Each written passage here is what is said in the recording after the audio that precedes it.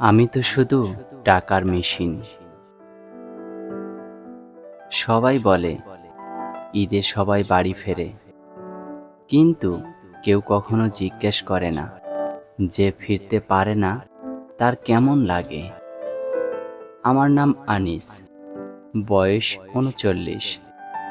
গার্মেন্টসে সাপ্লাইয়ের কাজ করি ঢাকায়। ১৫ বছর ধরে পরিবার নিয়ে শহরে থাকি না, একা থাকি। এবার কুরবানির ঈদ, কিন্তু আমি বাড়ি যাচ্ছি না।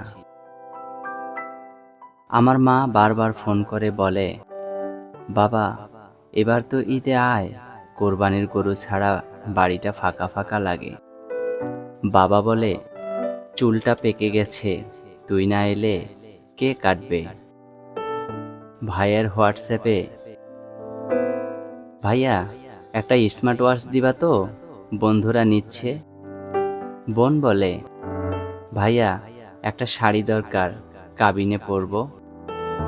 স্ত্রী ফোন করে বলে, এইবার ঈদে মেয়ের জন্য একটা ফ্রক আনো। আর তো তোমার কাছে কিছুই চাই না। ছোট মেয়ে শুধু বলে, আব্বু তুমি কি ঈদে আসবা না? আমি কাউকে না বলতে পারি না। মাকে টাকা পাঠিয়েছি গরুর জন্য, ভাইকে পাঠিয়েছি টাকার কিউআর কোড, বোনের শাড়ি অনলাইনে অর্ডার করেছি, মেয়ের ফ্রকের জন্য রাত জেগে ওভারনাইট করেছি।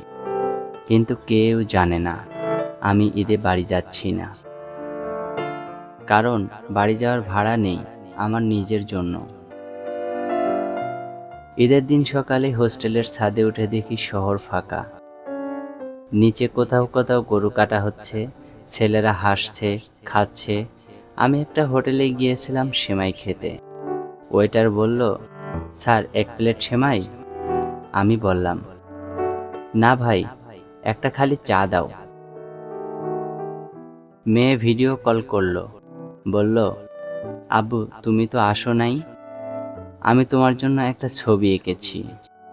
ও কাঁদছিল। স্ত্রী চুপ। বোন জামাটা পরে হাসছে, বুঝি না হ্যাপি না দুঃখ লুকাচ্ছে। মা বলল, বাবা আমরা তো সবই পেলাম, কিন্তু তুই তো কিছুই পেলি না। আমি আয়নার দিকে তাকিয়ে দেখি চোখের নিচে কালি, মুখ শুকিয়ে গেছে। হয়তো সত্যি আমি এখন টাকার মেশিন, যে কেবল চাহিদা মেটায়।